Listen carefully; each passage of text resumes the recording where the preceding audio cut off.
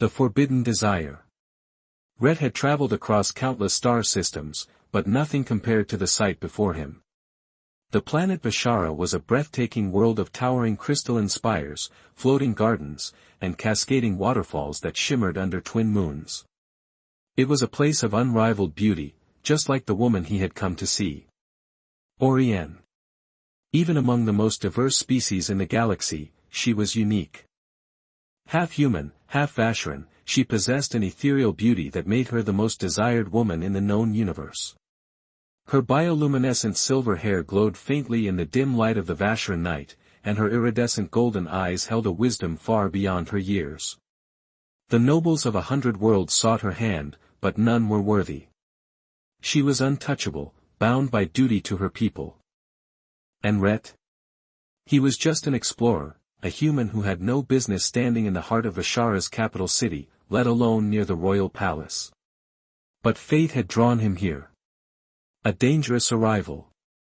The market streets bustled with alien merchants, their vibrant stalls overflowing with exotic goods, luminescent fabrics, crystalline fruits, and artifacts from ancient civilizations. Rhett moved carefully through the crowd, his hood pulled low over his face. Humans were not forbidden on Bashara, but they were rare. A human wandering so close to the royal district would surely draw attention. Still, he had to see her. His fingers tightened around a small pendant in his pocket, a relic from his past, a memory of a promise made long ago. A promise to Oriane. They had met as children, when Rhett's father, a human diplomat, had visited Bashara. Even then, she had been different, curious about the outside world, about what lay beyond her gilded cage. He had given her a pendant, promising that one day, when they were older, he would return to take her away. He hadn't expected to keep that promise. And yet, here he was. The first glimpse. A procession moved through the street, and the crowd parted in reverence. Rhett's breath caught in his throat as he saw her. Oriane sat atop a hovering platform, her elegant form draped in flowing silver garments that seemed to ripple like liquid light. She was more than just a woman now, she was a symbol, a celestial being in the eyes of her people. For a fleeting moment, their eyes met. Recognition flickered across her golden gaze, but she gave no indication of knowing him. Then, just as quickly, she was gone, the procession moving past. Rhett exhaled sharply, heart pounding. She remembered him. That meant there was still hope. The palace and the risk. Nightfall came, and Rhett made his move. The palace walls stretched high, laced with shimmering energy barriers. He had spent days mapping out a path through the lesser-guarded sections. If he was caught, exile would be the least of his worries. Humans who defied Vacheron law rarely lived to tell the tale. Scaling the outer wall was easy. Navigating the inner chambers, however, was another matter. Guards patrolled the pristine corridors, their golden armor reflecting the ambient glow of the palace's crystal architecture. Rhett slipped through the shadows, moving toward the one place he knew she would be. Her garden. A reunion under the stars. Oriane's private garden was unlike anything Rhett had ever seen. Bioluminescent flowers pulsed with soft light, their petals shifting colors in response to the gentle breeze. And in the center of it all, she stood. Oriane, he breathed. She turned, her expression unreadable. You shouldn't be here. The sound of her voice sent a shiver down his spine. It was the same voice from his childhood, yet now, it held the weight of responsibility, of duty. I had to come, Rhett said. I had to see you. She stepped closer, studying his face as if searching for something long forgotten. All these years, and you still remember. How could I forget? He pulled the pendant from his pocket, holding it out to her. I promised I'd come back. For the first time, her mask of composure cracked. She reached out, her fingers brushing against his as she took the pendant. You were just a boy then, she whispered. And I was just a girl dreaming of a world I could never have. Rhett swallowed hard. You still can. A moment of silence stretched between them, heavy with unspoken words. Then, a sharp sound echoed through the garden. Footsteps. They had been discovered. Oriane's eyes widened in alarm. Go. Now. I'm not leaving you. She grabbed his hand, urgency burning in her gaze. You don't understand. If they find you, they'll. A voice rang out behind them.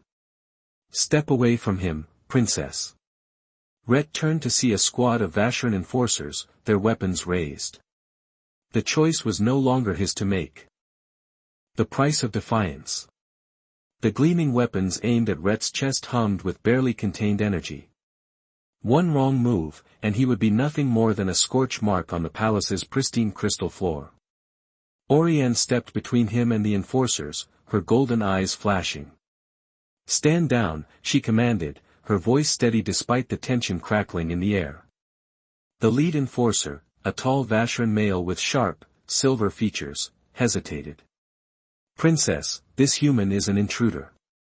He is my guest, she countered. And you will not harm him. Rhett held his breath, heart pounding. This was dangerous. He had heard of Vacheron enforcers executing prisoners without hesitation, their loyalty to the royal family absolute. But here, Oriane was testing that very loyalty, challenging them to defy her. The enforcer's gaze flickered between them before he lowered his weapon. The others followed suit. Your father must hear of this, the enforcer warned. Immediately. Oriane's jaw tightened. I will speak to him myself. The enforcers hesitated, then turned and marched away, disappearing into the shadows of the palace corridors. Rhett exhaled. That was close. Oriane turned to him, her face unreadable. You need to leave. Now. But he didn't move. Come with me. Her expression wavered for the briefest second before she steeled herself. It's not that simple. A father's wrath. Oriane led Rhett through a hidden passage, weaving through the palace's crystalline halls with practiced ease. They entered a large chamber, its ceiling open to the night sky. A throne of radiant sapphire stood at the far end, and on it sat King Valerius, ruler of Ashara. His piercing gaze locked onto Rhett instantly.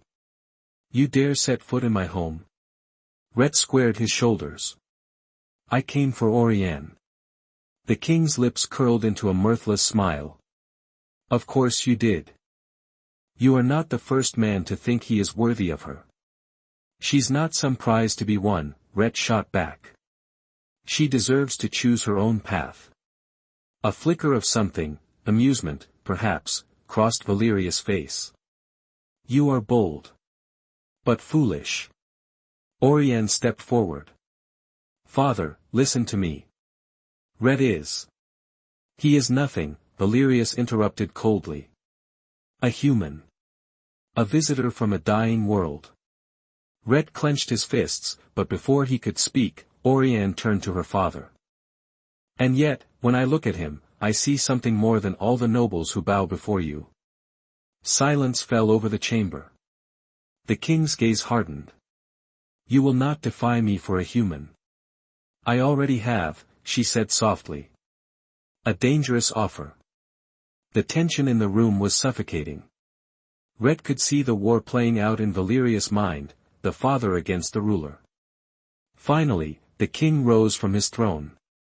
Very well. Rhett and Oriane exchanged a wary glance. You wish to prove yourself worthy? Valerius said, stepping forward. Then survive. Rhett frowned. Survive what? The trial of the stars. A hush fell over the chamber. Even Oriane's confident mask slipped for a moment. Father, no. That trial is forbidden. Valerius' gaze did not waver. If this human wishes to stand beside you, let him earn his place. Rhett's jaw tightened. Fine. I'll do it. Oriane turned to him sharply. You don't know what you're agreeing to. He met her gaze.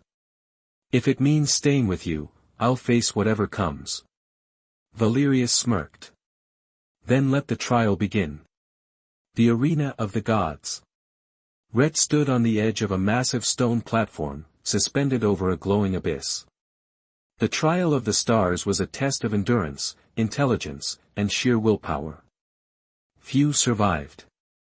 Orianne stood on the viewing balcony, her knuckles white as she gripped the railing. He looked up at her, offering a small smile. Then the trial began. The ground beneath him shifted, forming an ever-changing maze of floating platforms. Ret leaped from one to another, barely dodging the fiery bolts launched from automated turrets. A massive mechanical beast emerged from the shadows, its glowing eyes locking onto him. Ret's instincts kicked in, he rolled under its first strike, scrambling toward the nearest ledge. The crowd gasped as he nearly tumbled into the abyss. A heart-stopping moment. Orianne's heart pounded. She had seen warriors perish in this trial. Ret was strong, but he was only human. Then, against all odds, he adapted. He used the environment, tripping the beast with fallen debris, luring it into a trap set by its own mechanical weapons. Step by step, he fought his way through. And then, silence. The beast collapsed. Ret stood victorious, his chest heaving, sweat dripping from his brow. The arena was silent for a moment before erupting into deafening cheers. King Valerius rose from his throne, his expression unreadable. "You have done what no outsider has ever done," he declared. "You have survived." Orianne exhaled shakily, relief washing over her. Ret locked eyes with her, a silent promise passing between them. But the trial was only the beginning. The chains of duty. The arena was still echoing with the cheers of the Vacheron crowd as Ret stood at its center, his body trembling from exhaustion. His victory had stunned them. A mere human had survived a trial designed for warriors far beyond his species' capabilities. On the high balcony, Orianne let out a breath she hadn't realized she was holding.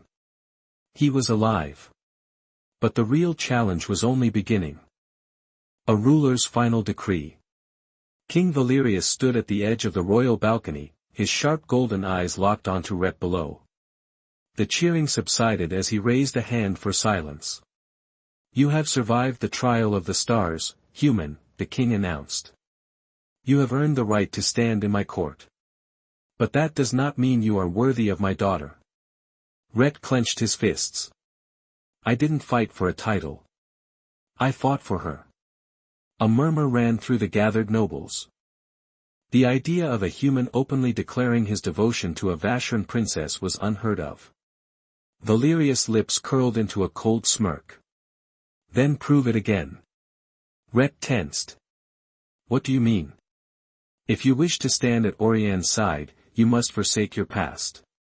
Your world. Your people." Ret stiffened. "You want me to abandon Earth?" "The path of a Vacheron consort is one of absolute loyalty," Valerius said.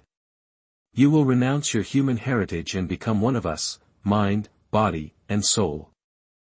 Ret's gut twisted. He had come here knowing he might never return home.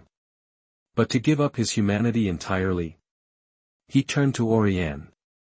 "Is this what you want?" She didn't answer immediately.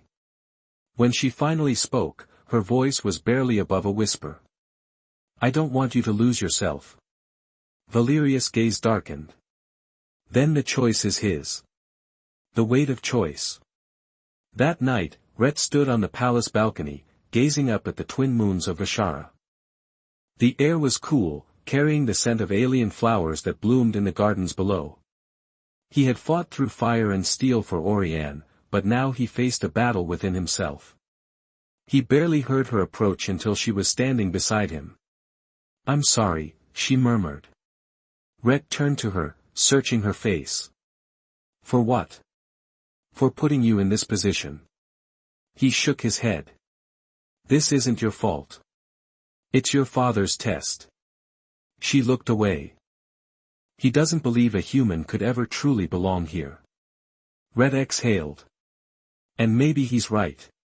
Her gaze snapped to his, pain flickering in her golden eyes. "I love you, Orianne. But I don't know if I can stop being who I am. She reached for his hand, gripping it tightly. Then don't. He frowned. What? I don't want you to change for me, she said. I want you as you are. Human. Brave. Reckless. He chuckled, despite the tension. That last one's debatable. She smiled softly, then her expression turned serious. I have a plan. Defying the crown. Oriane led Rhett through the palace's hidden corridors until they reached a chamber deep beneath the main halls. Inside, an ancient holographic map glowed, displaying routes through the Vacheron Empire. This is a secret escape passage, she explained. It leads to an off-world transport hub. If you take it, you can leave Vashara. Rhett stared at her. You're helping me escape. She shook her head. No. We're escaping. His heart pounded.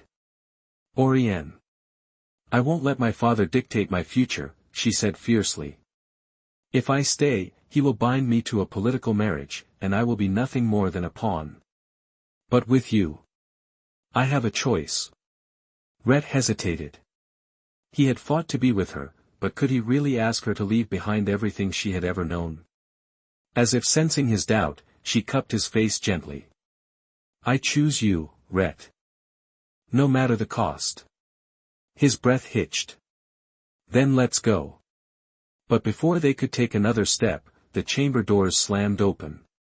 King Valerius stood there, flanked by enforcers, his face a mask of fury. You would betray your own people for this human? Oriane didn't flinch. I would choose my own destiny. The king's expression hardened. Then you leave me no choice. He turned to the enforcers. Seize them both. The price of love. Rhett barely had time to react before the enforcers lunged. He spun, dodging the first strike, but there were too many. Oriane fought beside him, her combat training evident in the way she moved, but even she was outnumbered. A stun blast struck Rhett in the chest, sending him sprawling to the floor. Pain erupted through his body as the energy coursed through him. Through blurred vision, he saw Oriane struggling against the enforcer's grip. Father, stop, she pleaded. Valerius stepped forward, his expression cold. You have chosen your fate, daughter. Now, you will live with the consequences. Rhett fought to move, to speak, but darkness was closing in. The last thing he heard was Oriane's voice calling his name. Then everything went black. Exile and echoes. Rhett awoke to darkness. His limbs felt heavy, his throat dry, and his head throbbed with a slow, pulsing ache. It took several long seconds before he realized he wasn't in the royal palace anymore. He lay on a narrow cot inside a small, metallic room lit by a single flickering panel. The hum of a ship engine throbbed beneath him, steady but distant. He tried to sit up and winced. Pain flared through his chest where the stun bolt had hit. He forced himself upright, struggling to process what had happened. Oriane. Where was Oriane? The door to the cell hissed open. Rhett looked up sharply. A tall figure stepped in, dressed in plain gray robes. It wasn't a guard. You're awake, the man said softly. Who are you? Rhett rasped. My name is Silen, he replied. I'm the keeper of the outcasts. And you, Rhett Hollis, have been exiled. The world of forgotten. Rhett staggered out into sunlight, blinking against the harsh glare. The ship had landed in the middle of a vast plain covered in bone-white grass and wind-shaped stone. Around him, a small settlement of domed shelters rose from the earth, surrounded by a makeshift wall of scrap metal. This was Ekrid, the exile colony. A place where Vacheron nobility sent those deemed irredeemable, traitors, rebels, even political threats. Rhett walked among them now. Men and women of many species glanced at him curiously, but no one spoke. They all wore the same look of quiet acceptance, like people who had stopped fighting long ago. How long have I been here? Rhett asked Silen. 2 days, Cylon answered. The council decreed your exile after your attempted escape with the princess. Rhett's chest tightened. What about Orianne? Cylon's expression turned grim. She was not exiled. She was detained. As a royal, she faces different consequences. You mean imprisonment? Not exactly. They've placed her under the oath of silence. She cannot speak to anyone until she recants her rebellion. Rhett stared at the ground, fury and helplessness twisting inside him. He had failed her. After everything they'd fought through, she was suffering alone because of him. I need to get back to her, he said, voice low. Cylon placed a hand on his shoulder. There's a way. But it's dangerous. A plan in the ashes. In the heart of Ekrit stood an ancient observatory, long abandoned, its spires cracked and half-buried. Cylon led Rhett inside and revealed something shocking, a transmitter capable of reaching deep space relay stations, untouched by the Empire's control systems. No one has dared use it in years, Cylon said. The moment a signal is sent, the enforcers will know. But it could get a message to her, Rhett said, hope reigniting in his chest. It could do more, Cylon replied. It could reach those who oppose the crown. The resistance. Resistance? Rhett frowned. There are more who believe in freedom than you know, Cylon said. They're scattered, quiet, but they're waiting for a spark. Rhett looked at the console, dusty and cold. I'll be the spark. The voice that broke the silence. That night, Rhett stood before the transmitter, heart pounding. He activated the system and began to speak, his voice raw with emotion. This is Rhett Hollis. I was exiled for loving someone your rulers said I shouldn't. I stood by Princess Orianne not because she's royal, but because she's brave enough to want something more than tradition. They silenced her. But they won't silence me. If you hear this, know that love is not weakness. It's resistance. He hit transmit and stepped back. The console powered down with a soft whine. They'll come for us now, Cylon said. Rhett nodded. Let them. The storm arrives. They came the next morning. Black ships descending like vultures from the clouds, enforcer troops flooding out in formation. The people of Ekrid ran for shelter, but Rhett stood his ground at the gate, Cylon and a few others by his side. The captain of the enforcers stepped forward, weapon drawn. You violated your exile. You will return with us and face execution.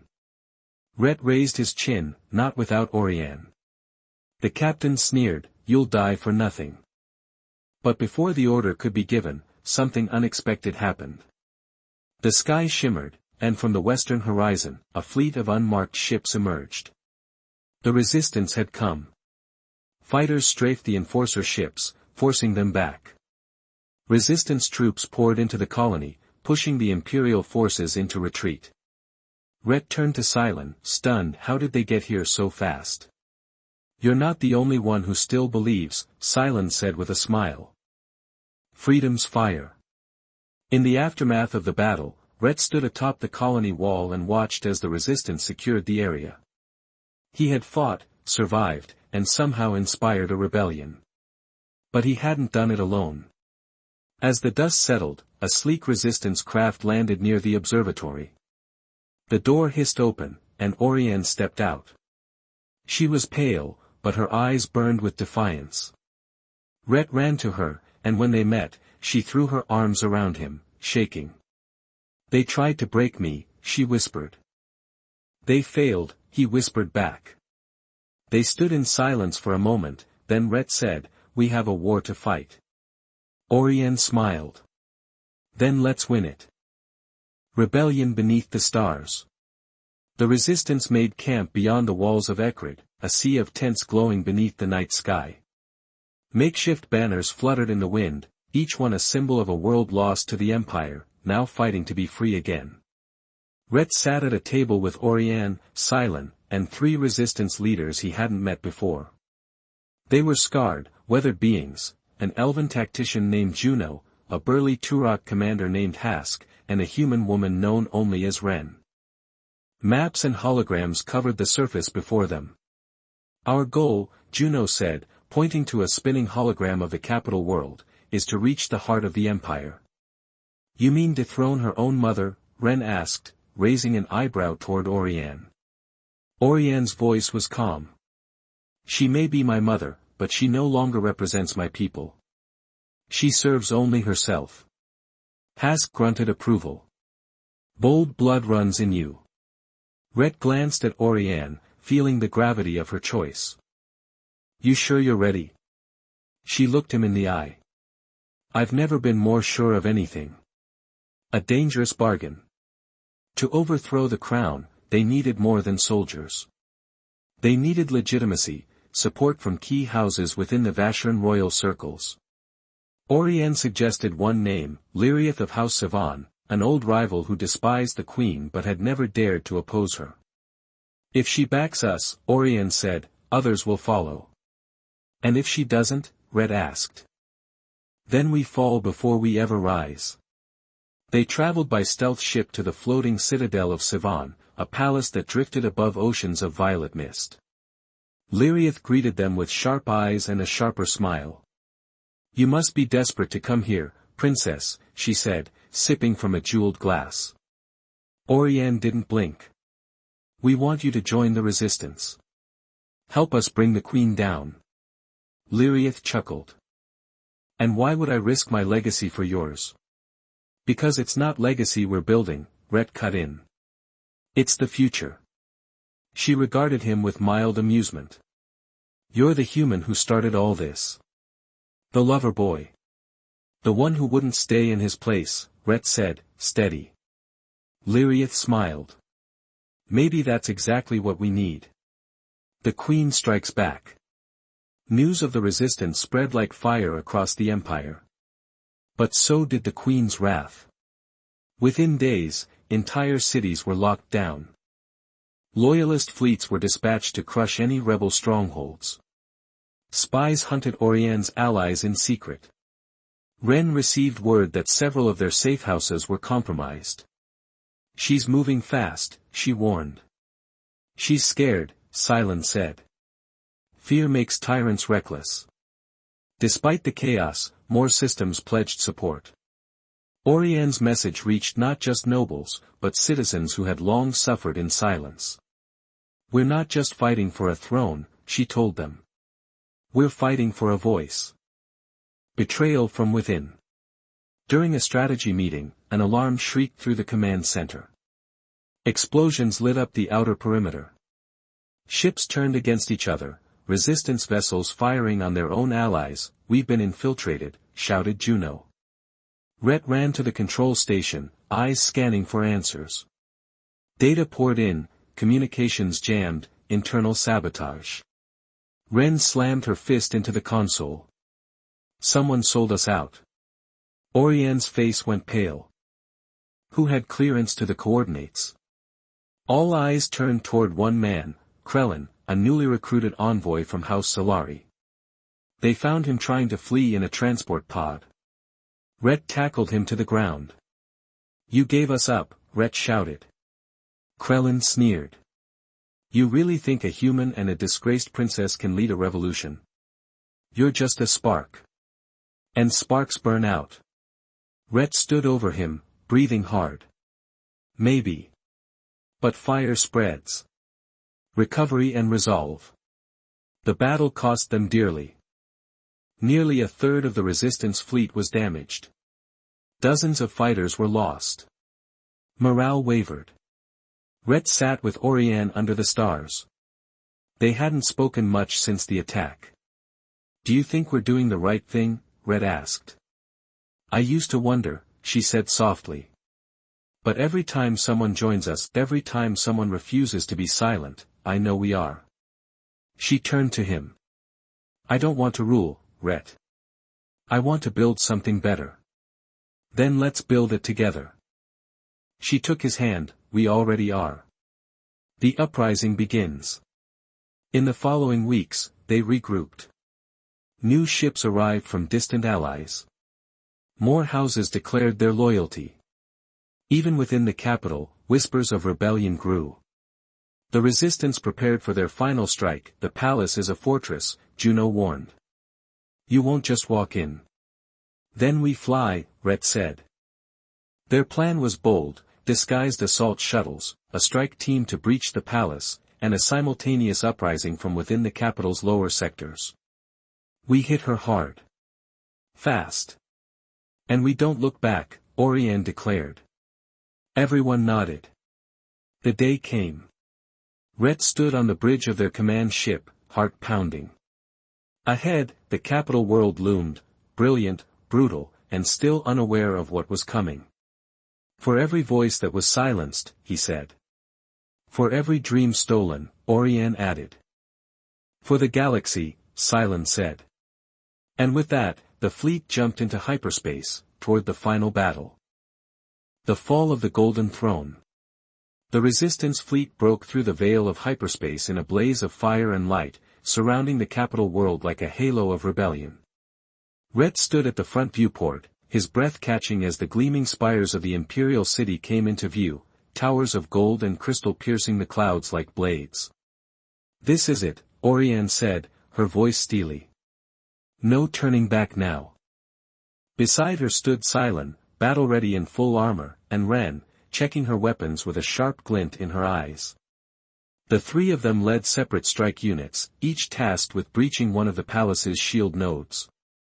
Rhett's unit would lead the infiltration through the central tower, a direct path to the throne chamber. Everyone knows their role, he said, his voice firm. We hit hard, we move fast, and we fight like hell. The Resistance fighters nodded. The countdown began. Then came the launch. The storm breaks. Drop pods screamed through the atmosphere like falling stars, striking the capital with terrifying force. The Empire's defense systems blinked in confusion at the speed and scale of the attack. Explosions rippled across the city's heart as insurgents poured from hidden tunnels and sleeper agents turned against their loyalist commanders. Rhett's pod slammed into the center tower, cutting through reinforced walls like a blade through silk. Within moments, his team spilled into the halls, blasters drawn. Move, Rhett barked. Imperial guards met them with fire. The corridors filled with smoke, blood, and heat. Rhett ducked behind a pillar, pulling one of his wounded fighters to cover. Hold the west flank, he shouted. I'll find the queen.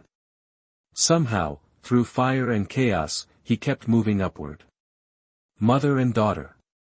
On the highest level of the palace, the throne room stood untouched by the violence raging below. It was a dome of silence and light, its walls inscribed with Vacheron history, every triumph, every conquest, every lie. The queen sat upon her golden throne, her crown shimmering like starlight. Her expression was calm, almost curious, as the great doors creaked open. Oriane stepped inside alone. My daughter returns, the queen said, rising. Cloaked in rebellion. Dripping with disgrace. I return as myself, Oriane replied. Not your puppet. Not your pawn. The queen descended the steps, gaze like ice, you forget your place. I remember it too well, Oriane said, and I reject it. The queen raised a hand, light sparking around her fingers, a psychic energy that rippled through the air. You think you can defeat me? I don't need to, Oriane whispered. I only need to stand. The clash of their power shook the chamber. Psychic force met raw defiance. Light and shadow burst around them, and Oriane, though battered, held her ground. The final stand. Rhett arrived at the throne room just in time to see the queen hurl Oriane into a marble column. He ran forward, shouting her name, blaster raised. You again, the queen hissed. The human infestation. You talk too much, Rhett replied, and fired. The queen deflected the shot with a wave of her hand. Rhett was thrown across the floor. Pain shot through his ribs. You are nothing, she said, advancing. Maybe, Rhett gasped. But I love her. And I'd die to see her free. Oriane rose slowly, blood trailing down her temple. You won't have to. Together, they attacked, Rhett with every ounce of grit he had, Orianne with the raw strength of her lineage. The queen fought like a god, but she bled like anyone else. And in the end, it was Orianne's final strike, a surge of power born of defiance, grief, and love, that shattered the crown on her mother's head. The queen collapsed, her breath shallow. You betrayed your blood. Orianne knelt beside her. I honored it. A galaxy reborn. News of the queen's fall spread faster than light. Across the empire, loyalist forces surrendered. Cities erupted in celebration. Old chains were broken. Silenced voices sang again. Orianne did not take the throne. She dismantled it. In its place, she established a council, representatives from every species, every world, including humans. Rhett declined every title offered. Instead, he worked behind the scenes, rebuilding lives torn by war. You could rule, Orianne told him one night as they stood under the twin moons of the capital.